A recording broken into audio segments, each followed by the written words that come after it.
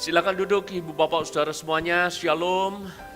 Senang sekali pagi hari ini kembali bisa berjumpa dengan Anda semuanya di rumah Tuhan. Dan di bulan keluarga ini kita akan mengakhiri dengan satu tema yang mungkin judulnya cukup provokatif. Bagaimana mengubah pasangan dengan cara yang cepat. Siapa rindu pasangan berubah? Boleh diangkat tangannya? Hanya satu orang. Sejujurnya Ibu Bapak Saudara, siapa yang ingin pasangannya berubah? Boleh angkat tangannya? Puji Tuhan, semuanya rindu pasangannya berubah. Dan bagaimana cara mengubah pasangan dengan cara yang cepat? Mungkin ini menjadi sebuah pertanyaan bagi kita semuanya. Dan saudara tunggu dulu, jangan buru-buru. Pastikan Anda mengikuti khotbah ini sampai selesai, baru kemudian Anda akan tahu caranya seperti apa. Dan mungkin beberapa di antara saudara berpikir apakah topik di bulan ini cukup relevan buat kita. Karena saya tahu beberapa di antara saudara mungkin hari ini datang, tetapi dalam kondisi Anda dalam kesendirian. Beberapa jemaat ada yang sudah tidak lagi punya pasangan, sudah dalam status janda atau mungkin juga dalam status duda. Apakah ini relevan buat saya? Ada mungkin beberapa di antara saudara yang berkata, saya sudah tua Pak, apakah ini juga cocok buat saya? Apa gunanya saya mendengar dan belajar akan hal ini? Saya beritahu kepada Anda semuanya, bagaimanapun juga di usia tua Anda ini harusnya penuh hikmat untuk memberikan nasihat kepada anak cucu Anda, kepada keluarga Anda. Jadi ketika Anda mengerti kebenaran ini dan Anda menangkap itu baik-baik, maka Anda bisa mengajar itu kepada keluarga Anda. Amin. Dan mungkin juga beberapa di antara saudara berkata, saya masih terlalu muda Pak. Bukankah khotbah ini harusnya cocok bagi mereka yang sudah menikah? Saya ingin tanya kepada Anda, anak-anak muda di sini, siapa yang rencana menikah? Tolong angkat tangan. Ada yang tidak ada rencana menikah? Kalau ada rencana di antara Anda untuk menikah satu kali kelak, kapanpun itu, berarti firman Tuhan hari ini juga relevan buat Anda semuanya. Karena kita juga mau belajar bagaimana kelak ketika kita menikah, pernikahan kita adalah pernikahan yang bahagia. Karena kita mengerti prinsip-prinsip firman Tuhan di dalam pernikahan. Saya ingin memulai dengan sebuah pertanyaan seperti ini kepada ibu bapak saudara semuanya. Pernahkah Anda berpikir kenapa sebuah pernikahan menjadi tidak bahagia? Pernahkah Anda berpikir Anda yang sudah menikah, belasan tahun, puluhan tahun Anda menikah, kenapa sebuah pernikahan tidak bahagia? Jawabannya bermacam-macam ibu bapak saudara. Tetapi ada satu hal yang saya ingin bagikan kepada saudara. Salah satu alasan kenapa pernikahan tidak membuat kita bahagia adalah karena di benak pikiran kita itu sudah ada model pasangan yang ideal menurut pikiran kita. Saya ulangi sekali lagi supaya Anda tidak salah paham. Kenapa pernikahan tidak bahagia? Karena di mindset kita sudah kebayang sebuah model, seperti ini loh harusnya pasanganku, seperti ini loh harusnya ketika aku menikah dan aku harus hidup bersama dengan siapa, harusnya seperti ini. Dan yang namanya model itu selalu ideal, makanya disebut model, betul? Anda temukan apapun lah yang disebut model itu selalu ideal, selalu sempurna. Contoh misalnya, kalau Anda mendengar profesi model, saya tanya, biasanya penggambarannya seperti apa? Sempurna. Kulitnya halus, mulus, tidak peduli warnanya apa. Bahkan kalau warnanya hitam, coklat pun, mereka bisa menjadi model. Karena konon katanya ini warna yang eksotis, katanya demikian. Jadi perfect saudara, cantik, langsing, punya dandanan yang pas, semuanya seolah sempurna. Itu namanya model. Kalau Anda suka lihat pameran otomotif misalnya, ada yang namanya model. Ini biasa disebut dengan prototype.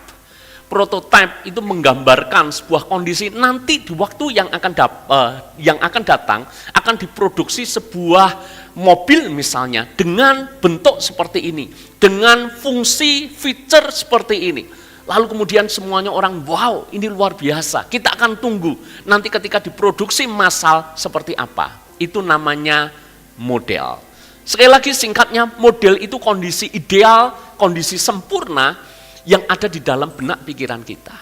Sekarang kalau kita bicara soal keluarga, jujur, bukankah seringkali kita selalu membayangkan, mestinya pasanganku seperti ini. Mestinya pasanganku seperti ini.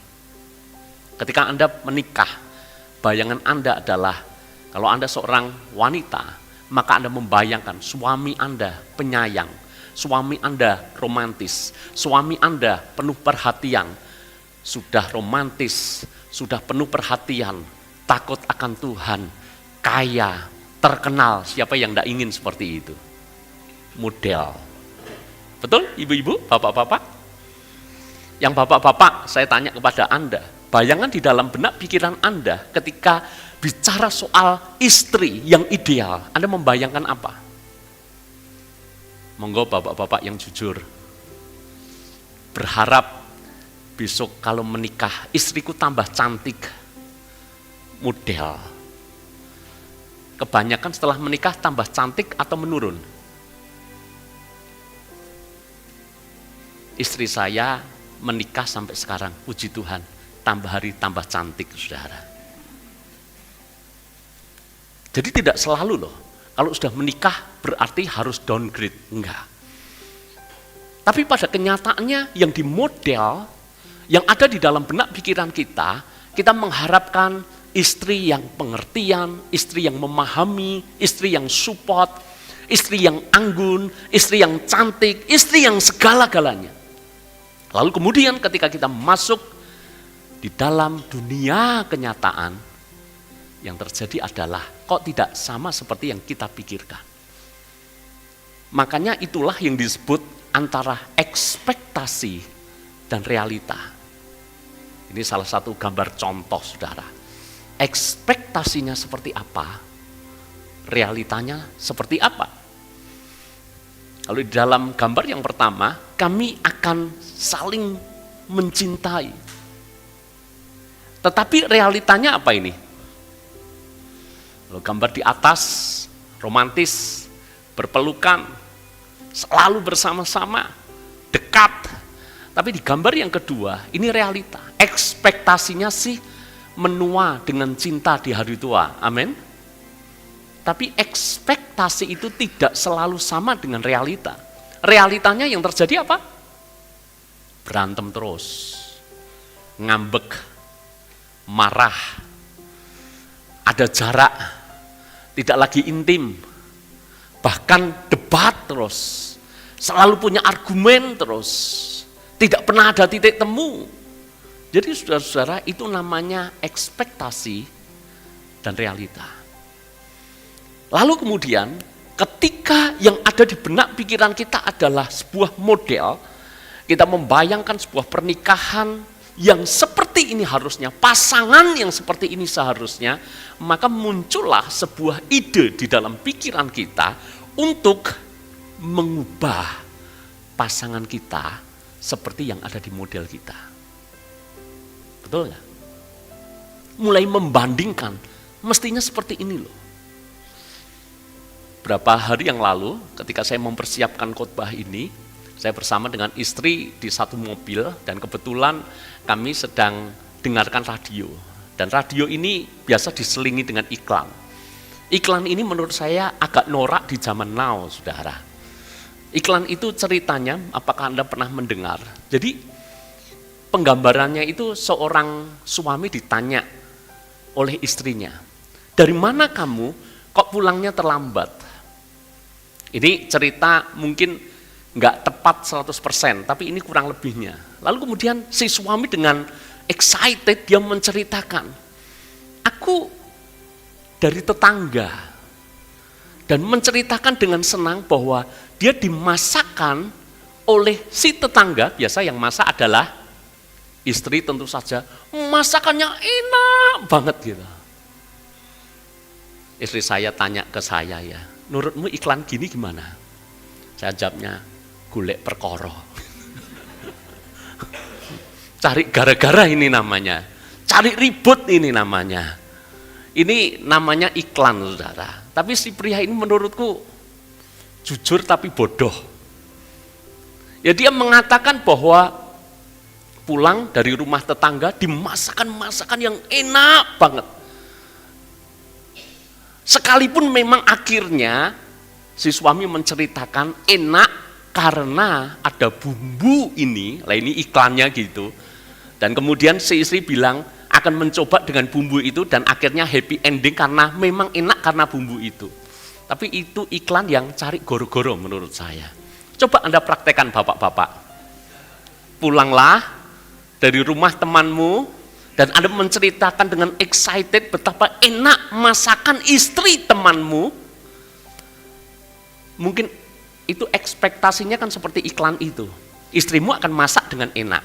Tapi sebelum itu terjadi, mungkin panci akan melayang, mungkin irus dan lain-lain itu akan dilemparkan kepada Anda. Kenapa? Kita seringkali punya model membayangkan seandainya pasanganku seperti dia. Tapi tahukah Anda, keinginan mengubah pasangan dengan cara seperti itu sungguh-sungguh tidak efektif. Makanya hari ini kita akan belajar bagaimana sih bisa mengubah pasangan kita, bahkan mengubah pasangan dengan cepat. Saya beritahu ini bukan clickbait, saudara. Nanti kita benar-benar belajar. Pasanganmu yang sepertinya nggak bisa berubah, itu bisa berubah. Amin. Mari kita belajar. Yang pertama, saudara-saudara, kita baca dulu surat Roma pasal yang ke-15, ayat yang ke-5 sampai dengan ayat yang ke-7. Bagaimana kita meresponi hal ini, yaitu keinginan untuk mengubah pasangan dan seterusnya. Roma 15 ayat yang ke-5 sampai dengan ayat yang ke-7. Semoga Allah yang adalah sumber ketekunan dan penghiburan mengaruniakan kerukunan kepada kamu sesuai dengan kehendak Kristus Yesus. Sehingga dengan satu hati dan satu suara kamu memuliakan Allah dan Bapa Tuhan kita Yesus Kristus. Ayat 7 sama-sama, 2, 3. Sebab itu terimalah satu akan yang lain, sama seperti Kristus juga telah menerima kita untuk kemuliaan Allah. Kata kuncinya adalah menerima. Maka sebelum Anda ingin mengubah pasangan Anda, maka ayat ini harus menjadi landasan buat kita semuanya. Bahwa tidak selalu kita harus menjadikan pasangan kita seideal apa yang ada di model dalam pikiran kita.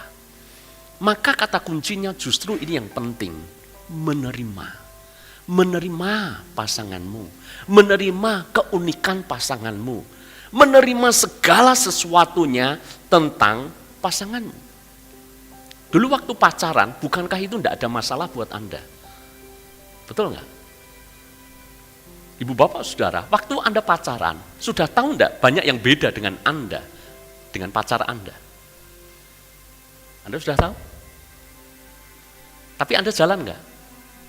Anda relatif bisa kompromi enggak dengan perubahan itu? Anda bisa toleran dengan semua perbedaan itu? Karena kita tahu saudara, bahwa masing-masing di antara kita, suami istri, itu udah beda banyak hal. Kita berasal dari keluarga yang berbeda. Kalau keluarganya berbeda, berarti latar belakangnya juga berbeda. Mindsetnya itu berbeda. Belum lagi budayanya, kalau bicara soal ras, bicara soal etnis, semua ras, semua etnis itu mulia. Tapi kalau bicara soal itu, kita faktanya harus ngerti bahwa setiap ras, setiap etnis itu punya budayanya sendiri. Maka ketika banyak perbedaan itu terjadi, dan ketika kita pacaran, kenapa kita cenderung untuk bisa menerima? Lalu kemudian ketika kita menikah, kita mempersoalkan hal itu.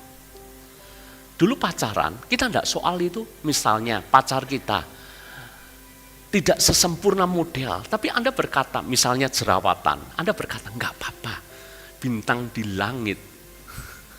Anda tahu arahnya?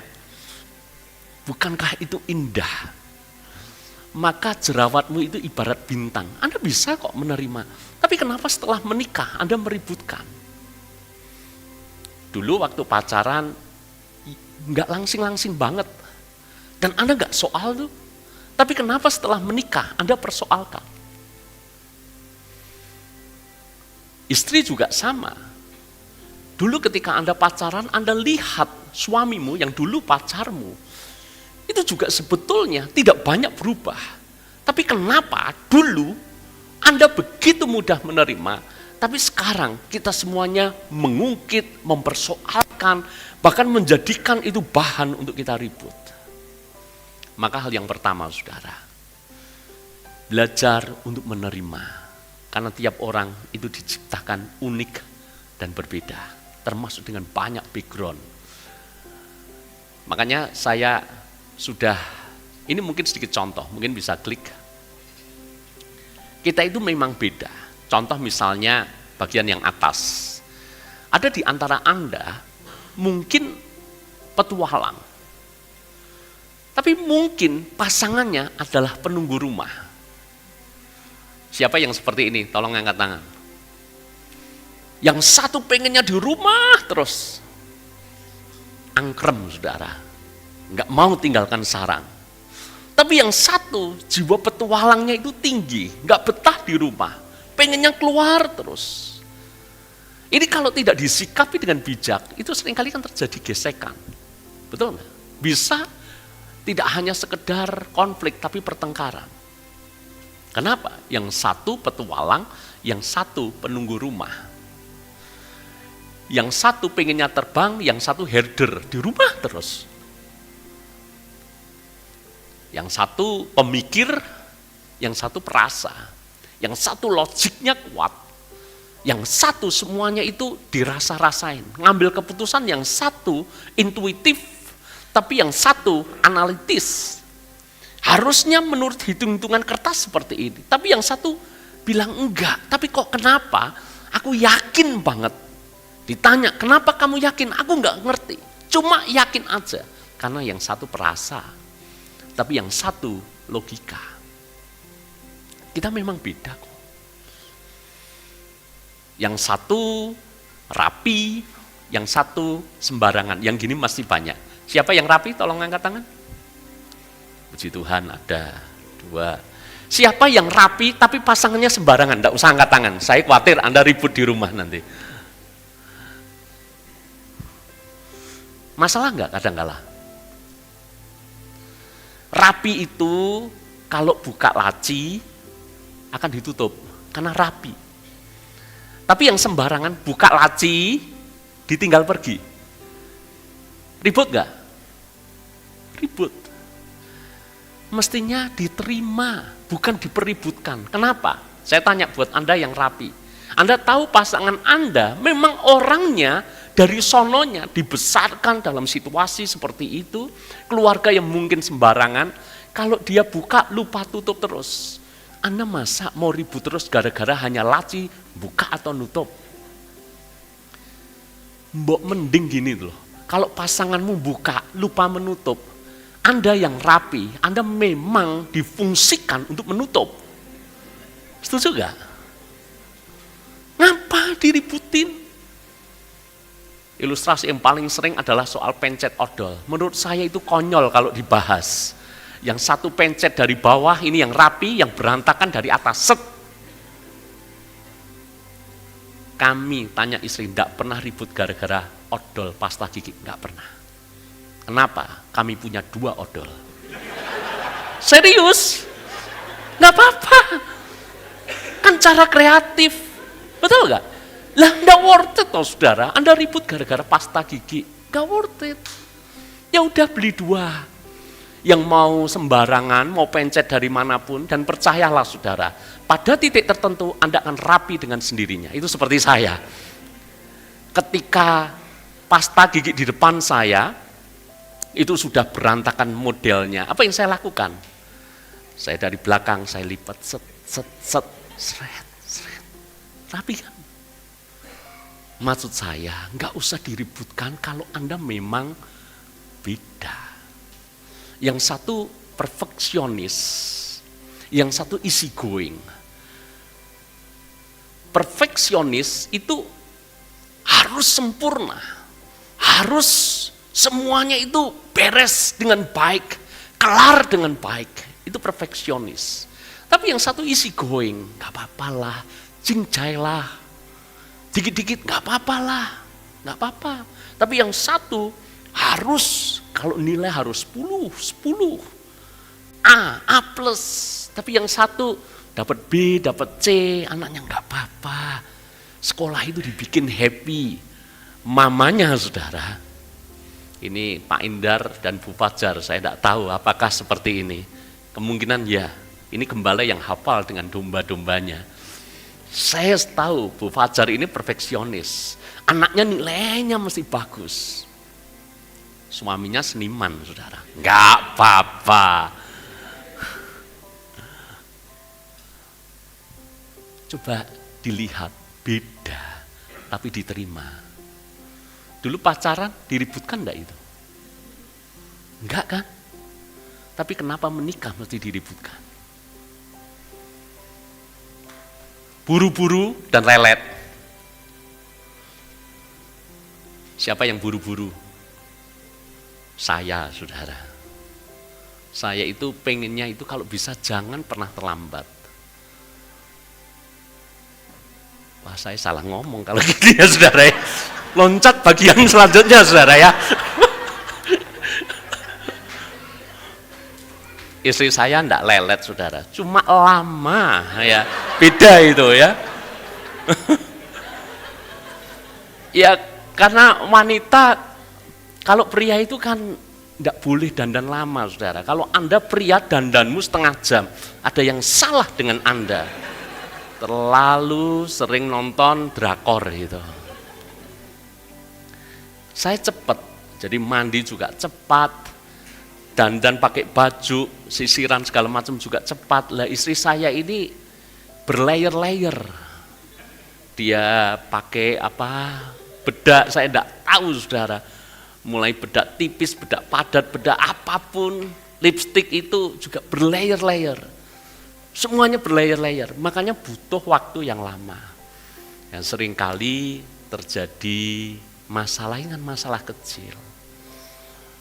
Saya seringkali kasih kode ke istri saya, tak panasi dulu ya mobilnya. Itu artinya cepet gitu maksudnya, saudara. Ya saya keluarin mobil, ya supaya konon katanya supaya kamu masuk itu udah dingin, bukti cinta ke istri gitu kan. Tapi kadangkala itu hal yang membuat kadangkala jadi mood agak gimana karena keburu-buru dan seterusnya. Tapi kami belajar memahami. Saya rasa istri saya juga memahami. Kan ya enggak telat-telat banget maksudnya gitu. Ya, makanya kita semuanya perlu belajar di sini. Enggak perlu lama-lama bahas soal ini. Berikutnya, saudara. Romantis cuek. Istri-istri, Anda pengen enggak suamimu romantis? Pengen ya? Ekspektasi. Realita, bilang sayang aja. Itu hanya ketika dijanji nikah, itu pun dipaksa pendeta. Sayang enggak kamu? Sayang. Setelah itu tidak pernah ngomong. Enggak romantis. Ibu-ibu, saya beritahu, saya belajar dari istri saya, definisi romantis tidak selalu Anda jadi pujangga cinta. Saya kalau gandeng istri saya untuk nyebrang, saudara, tidak ada yang ngajari, tapi entah kenapa saya selalu posisikan misalnya mobilnya ke arah sana, saya selalu berada di sini, jadi bempernya. Begitu nyebrang di tengah jalan kan dari arah sana, saya langsung pindah, istri saya di sini, saya jadi di sini. Saya seberangin seperti itu. Dan lama karena itu sudah jadi kebiasaan. Saya baru tahu ketika istri saya berkata, menurut dia itu romantis. Ada yang seperti saya, tolong angkat tangan. Ada enggak? Atau malah kata jadi itu romantis sederhana itu ternyata. Jadi tidak perlu harus mengumbar kata-kata yang wah puitis, nggak perlu juga. Bisa nerima enggak perbedaan-perbedaan itu? Mengalir dan perencana itu juga beda. Ada tipikal yang ngeflow, ngalir aja, tapi ada yang perencanaannya detail. Jadi kalau ini perbedaan, Anda tidak belajar untuk bisa menerima dengan legowo, saya khawatir Anda ribut terus gara-gara hal ini. Makanya belajar saudara-saudara menerima perbedaan. Cuma satu pesan saya, yang satu harus adaptasi, yang satu harus menyesuaikan. Tidak bisa Anda klaim khotbah hari ini, pulang Anda lebih sembarangan dan ingat Pak Gembala bilang apa? Terima perbedaan. Nggak bisa. Kalau Anda sembarangan, ayo jadi sedikit lebih rapi dari sebelumnya. Kalau Anda over rapi, coba sedikit Anda easy going. Nggak apa-apalah, itu tanda kehidupan di rumah Anda. Kalau semuanya rapi, nggak ada berantakannya, jangan-jangan rumahmu kosong, nggak ada penghuninya. Betul enggak? Yang satu adaptasi, tapi yang satu saudara harus mau menyesuaikan. Makanya ini sedikit nasihat ya saudara-saudara. Kalau Anda cari pasangan memang tidak akan pernah sama. Anda pasti akan ketemu dengan pasangan yang beda. Makanya Alkitab kasih clue seperti ini. Hendaklah engkau merupakan pasangan yang seimbang. Itu bicara soal seiman, itu betul. Itu nggak bisa ditawar. Ingat baik-baik anak muda, tidak bisa ditawar-tawar soal iman. Harus seiman. Tapi juga kata seimbang itu menurut saya punya beberapa arti yang penting. Kalau bisa bedanya itu jangan jomplang. Karena nanti Anda akan sangat sulit beradaptasi. Itu pernah dibahas oleh Pak Andi di kelas seni merawat pernikahan. Betul ya Pak Andi ya? Beda boleh, karena kita nggak mungkin sama. Tapi tolong bedanya jangan terlalu jomplang. Nanti Anda banyak PR di sana. Misalnya, perbedaan-perbedaan apa? Appearance, penampilan, ya nggak boleh terlalu jomplang juga menurut saya. Kalau Anda, pria-pria mengharapkan pacar Anda, cewek Anda cantik bak model, ingat baik-baik loh, biayanya mahal itu. Ongkosnya mahal, biaya maintenance-nya gede. Anda siap dah? Nah, jangan Anda mengharapkan pasangan Anda cantik, Mbak Putri Indonesia, tapi setelah menikah diminta uang untuk skincare. Nggak ada skincarean, saudara. Beli ini, beli itu nggak bisa. Nanti masalah nanti. Ya, jangan terlalu jomplang lah. Anda juga nanti akan risih ketika digoda teman Anda. The beauty and the beast. Anda akan marah di situ ya. Jangan jomplang. Background itu misalnya latar belakang, cara mendidik, cara mengasuh daripada keluarga kita masing-masing. Bahkan ras etnis itu juga perlu dipertimbangkan. Semua ras, semua etnis itu mulia. Kalau Anda bisa menjembatani, monggo silahkan. Tetapi kalau perbedaannya terlalu jomplang, Anda nikah dengan bule misalnya, boleh enggak? Boleh, tapi ingat loh, perbedaannya bisa jomplang. Anda orang Jawa itu unggah-ungguh monggo, betul enggak? Bule enggak ada monggo loh. Itu bule Surabaya saudara ya. Kalau bule Riau enggak ada monggo, betul enggak? Bule itu bahkan kalau manggil orang tuanya itu bisa sebut namanya loh. Betul enggak? Anda mertua punya menantu bule, Anda namanya misal Bambang, menantu Anda akan nyebut Bambang, Anda syok loh saudara. Buat dia biasa. Background Anda perlu perhatikan. Kemudian karakter. Memang kita beda, tapi kalau terlalu jauh, nanti bisa jadi masalah. Kemudian devotion, itu bicara soal kehidupan rohani. Kehidupan rohani juga nggak boleh terlalu jomplang. Makanya kalau Anda hamba Tuhan, Anda seorang pendeta sebut saja, saya jumpai saudara, beberapa pendeta, istrinya meninggal dan dia nikah lagi dengan, yang penting kan Kristen, betul. Tapi yang terjadi selanjutnya adalah pelayanannya itu berubah banyak. Pelayanannya bahkan jadi hambatan. Karena dia mengambil istri yang tidak ada background pelayanan. Itu real. Mata kepala saya sendiri menyaksikan peristiwa itu. Jadi nggak boleh terlalu jauh perbedaannya, jomplang nggak boleh. education atau pendidikan. Pak Andi pernah singgung di kelas seni merawat pernikahan. SD sama S3 boleh nggak menikah? Boleh, saudara. Kalau itu dipersatukan Allah, tidak ada yang bisa memisahkan, termasuk ijazah, nggak ada. Tapi Anda bisa nggak? Bisa nyambung nggak ketika nanti bicara satu sama lain? Anda bisa lulusan SD misalnya, tapi Anda upgrade diri terus, nggak apa-apa. Yang penting intinya nggak boleh terlalu jomplang, seperti itu. Lalu kemudian finance ini juga sama. Kita memang kalau seandainya kita anak muda, Anda seorang cowok, Anda pacaran dengan cewek, anaknya konglomerat misalnya, mau nggak? Mungkin mau, apalagi dia anak tunggal, pewaris, Anda lebih semangat lagi, lebih mau lagi. Tapi benar, Anda mau, itu ada tekanan batin yang luar biasa loh saudara. Betul nggak?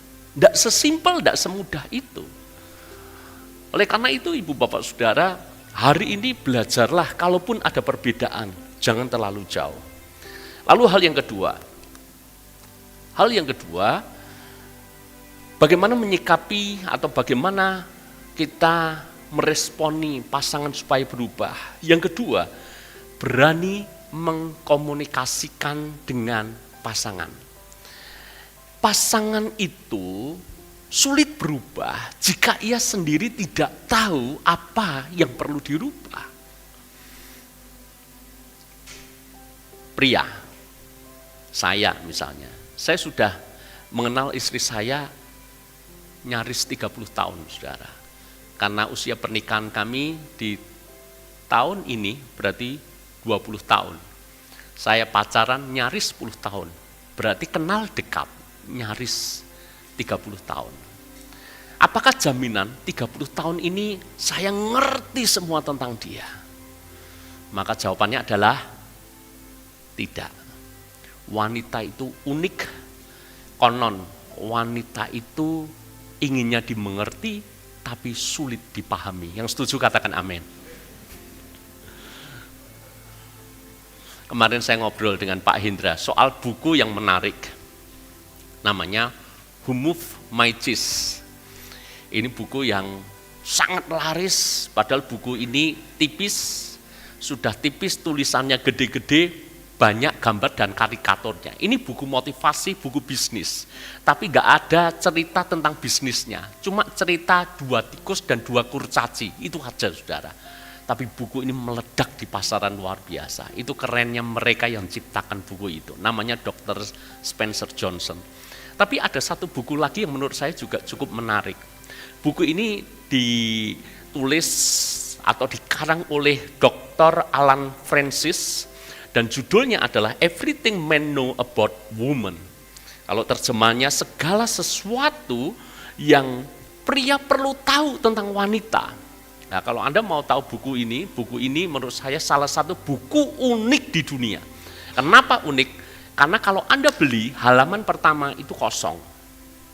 Halaman kedua itu kosong. Halaman ketiga, keempat, ke-10, ke-20, ke-50, ke-100 sampai habis kosong. Tidak ada isinya sama sekali.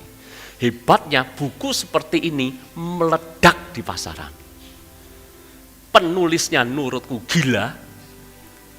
Penerbitnya juga gila, wong buku kosong kok diterbitkan. Distributornya juga gila, buku kosong kok dijual mahal. Pembelinya juga gila. Semuanya gila. Kenapa laris? Karena buku ini kasih pesan seperti ini. Judulnya, segala sesuatu yang pria perlu tahu tentang wanita. Dan dijawab oleh Dr. Alan Francis, kosong. Artinya apa? Anda tahu jawabannya? Mbuh ramudeng, mungkin gitu saudara ya. Singkatnya, wanita itu sulit untuk dipahami. Bayangkan, kalau sudah sulit dipahami, kita pria suruh nebak-nebak, padahal istrimu pengen Anda berubah. Berat enggak? Saya tanya, istri-istri tolong bayangkan pergumulan kami pria-pria ini. Kami pengen berubah, serius. Tapi kami tidak tahu harus berubah apa. Karena itu poin yang kedua gini, komunikasikan dengan pasangan. Apa yang memang Anda harapkan pasanganmu berubah. Pria-pria di sini pasti dengan rela hati mau berubah. Pria-pria katakan yang lebih mantap. Sampai istrimu dengar katakan. Nah, saudara, suamimu mau berubah. Cuma tolong kasih tahu hal-hal apa yang memang suamimu harus berubah. Komunikasikan.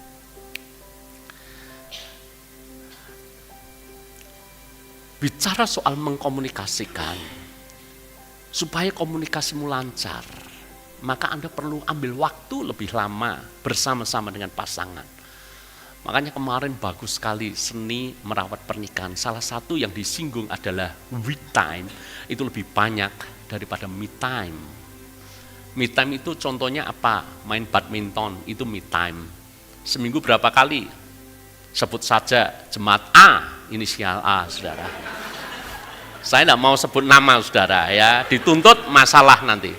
Sebut saja A, gitu ya. Ya, biasa kan, atau sebut saja Kumbang lah, gitu, saudara ya. Nanti yang istri Bunga seperti itu. A, berapa kali badminton? Contoh, berapa kali Pak Anwar? 4 kali dalam seminggu badminton. With itu me time. Me time-nya dia badminton, saudara. Sebab kalau badan sehat, istri juga senang. Itu dalihnya kan gitu. Kalau seger karena dopaminnya muncul, pulang fresh, istri juga senang. Tapi we time-nya A dan S itu berapa lama barengnya gitu loh. Enggak boleh me time lebih banyak daripada we time. Saya badminton seminggu 2 kali, me time. Tapi we time kami, berapa saudara? Jauh lebih banyak, nganter bareng, makan bareng, pergi bareng, semuanya bareng. Saya kelihatannya perlu nambah mungkin 1-2 kali lagi ya. Tahu maksudnya?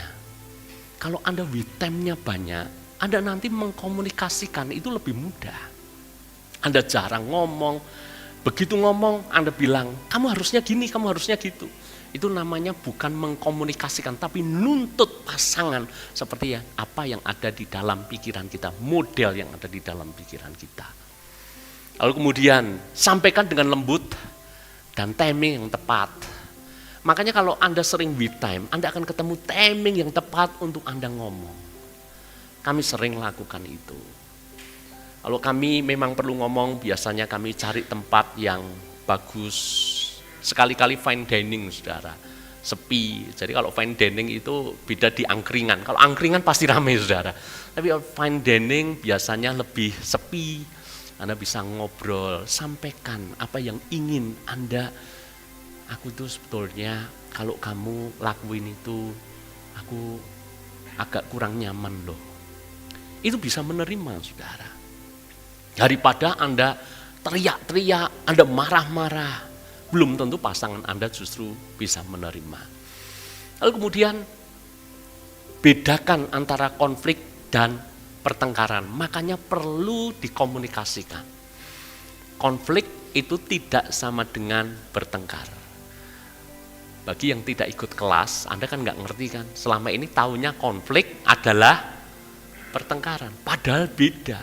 Konflik itu beda pandangan dan itu biasa, makanya perlu ditangani dengan baik supaya beda pandangan, tapi jangan sampai meruncing dan akhirnya muncul pertengkaran. Makanya tahun depan kalau ada kelas lagi, ayo jemaat semuanya hadir. Amin, saudara. Dan kalau Anda ngerti konflik tidak selalu sama dengan bertengkar, maka Anda bisa mengkomunikasikan itu. Jadi yang kedua, saudara-saudara, komunikasikan dengan pasangan. Apa yang sebetulnya kita ingin pasangan berubah. Jangan berharap pasangan kita bisa berubah dengan sendirinya. kalau kita tidak pernah berani terbuka untuk mengkomunikasikannya. Justru dengan Anda berani bicara, mengkomunikasikan, itu menolong pasangan Anda. Kalau enggak, kasihan istri, kasihan suami di posisi yang dia enggak tahu harus lakukan apa, tapi dia dituntut untuk lakukan apa. Kan sulit sekali. Yang ketiga, yang terakhir. Ini kunci bagaimana kita melihat pasangan kita berubah. Kalau Anda tidak lakukan yang ketiga ini, abaikan yang pertama dan yang kedua. Karena ini kunci utama supaya pasangan kita berubah. Yang ketiga apa? Kita sendiri yang harus berubah lebih dulu. Amin.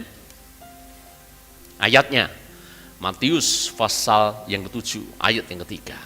Mengapa engkau melihat selumbar di mata saudaramu, sedangkan balok di dalam matamu tidak engkau ketahui?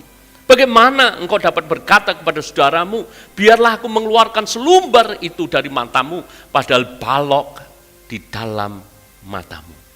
Jadi saudara-saudara, ingat baik-baik, kalau Anda inginkan pasanganmu berubah, perubahan hendaknya diawali dari kita lebih dulu. Kita berubah, pasangan akan berubah. Jangan tuntut pasangan kita berubah kalau kita sendiri tidak mau berubah. Cara paling alami, cara paling natural, cara paling masuk akal, pasangan bisa berubah kalau kita sendiri berubah.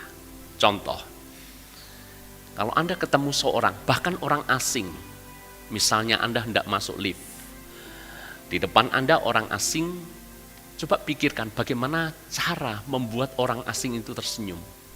Mudah enggak? Anda enggak bisa. Senyum. Tolong senyum. Kalau Anda melakukan itu, apa yang terjadi? Anda akan digablok, betul enggak? Gila namanya. Anda inginkan orang itu tersenyum. Anda tidak perlu teriak-teriak minta orang itu tersenyum. Cara yang paling mudah, Anda cukup kasih senyum kepada dia. Maka gantian orang itu pasti tersenyum dengan Anda. Betul? Mau praktek? Coba satu sama lain, kasih senyum coba. Loh, iya kan? Loh, betul kan? Coba Anda senyum, pasanganmu diem, bisa enggak? Bisa enggak? Bisa. Tapi coba kasih senyum terus. Dia bisa kuat diam? Enggak kuat. Dia pasti akan tersenyum pada akhirnya. Jadi berubah harus diawali dengan kita lebih dulu. Ada satu kalimat yang bagus sekali. Leo Tolstoy, ini seorang sastrawan yang sangat terkenal, seorang penulis yang sangat terkenal. Dia pernah berkata seperti ini, semua orang ingin mengubah dunia, namun tidak ada yang berpikir untuk mengubah dirinya sendiri. Pengennya semua berubah, tapi dia nggak mau berubah. Ada juga satu puisi yang tertulis di makam seorang uskup Anglikan di daerah Westminster Abbey sekitar tahun 1100, saudara. Nah, puisi ini berkata seperti ini. Ketika aku muda, aku ingin mengubah seluruh dunia. Lalu aku sadari betapa sulit mengubah seluruh dunia ini. Maka aku putuskan untuk mengubah negaraku saja. Ketika aku menyadari bahwa aku tidak bisa mengubah negaraku, aku mulai berusaha mengubah kotaku saja. Ketika aku semakin tua, aku sadari tidak mudah mengubah kotaku, maka aku mulai mengubah keluargaku saja. Dan kini aku semakin renta, aku pun tidak bisa mengubah keluargaku. Ternyata aku sadari bahwa satu-satunya yang bisa aku ubah adalah diriku sendiri. Tiba-tiba aku tersadarkan, bila saja aku mengubah diriku sejak dulu, aku pasti bisa mengubah keluargaku dan kotaku. Pada akhirnya aku akan mengubah negaraku dan aku pun bisa mengubah seluruh dunia ini. Perubahan dari kita lebih dulu. Anda berubah, pasanganmu bisa berubah. Anda ingin pasanganmu berubah dengan cepat. Sekali lagi, judul khotbah hari ini bukan clickbait, bukan iklan, bukan promosi. Kalau mau pasanganmu berubah dengan cepat, kitalah yang harus segera berubah dengan cepat lebih dahulu. Kita tidak layak memerintahkan orang lain melakukan sesuatu yang mana kita sendiri enggan melakukannya. Menurut saya itu tidak adil. Anda tidak bisa saling menunggu. Sebab yang sering kali terjadi seperti ini. Kalau kamu berubah, aku juga berubah. Istri berkata kepada suami, kalau engkau berubah, aku berubah. Suami ngomong dengan istri, kalau kamu berubah, aku jamin aku pasti berubah. Tanda kedewasaan adalah siapa yang memulai lebih dulu. Kalau Anda merasa lebih dewasa daripada pasanganmu, mulailah lebih dulu. Tunjukkan perubahan itu. Maka gilirannya pasanganmu pasti akan berubah juga. Karena itu di akhir bulan keluarga ini, saya sungguh rindu. Kita semuanya berubah, bertumbuh menjadi lebih baik. Amin. Bukan seperti apa yang kita mau, tapi yang seperti firman Tuhan mau, yang seperti Kristus mau. Dan saya yakin suami istri, Anda berubah menjadi lebih baik, bertumbuh lebih baik. Pasangan ini adalah pasangan yang ideal di mata Tuhan. Dan kalau suami istri berubah menjadi lebih baik, bertumbuh lebih dewasa, anak-anak melihat dan meneladani, maka seisi rumah itu, seisi keluarga itu, pasti juga bisa menjadi lebih baik. Kalau orang tua berubah menjadi lebih baik, anak akan berubah menjadi lebih baik. Orang tua kalau mau anakmu berubah, mari orang tua kitalah yang berubah lebih dulu. Amin, saudara. Mau seisi rumah kita diberkati oleh Tuhan, perubahan diawali dari diri kita. Ingat, saya berubah, pasangan saya berubah. Kalau saya dan pasangan berubah, anak-anak saya berubah. Kalau satu keluarga berubah, gereja pasti berubah. Satu gereja berubah, satu kota akan berubah. Satu kota berubah, satu negara akan berubah. Dan bisa mengubah dunia. Tuhan memberkati kita semuanya. Haleluya, haleluya.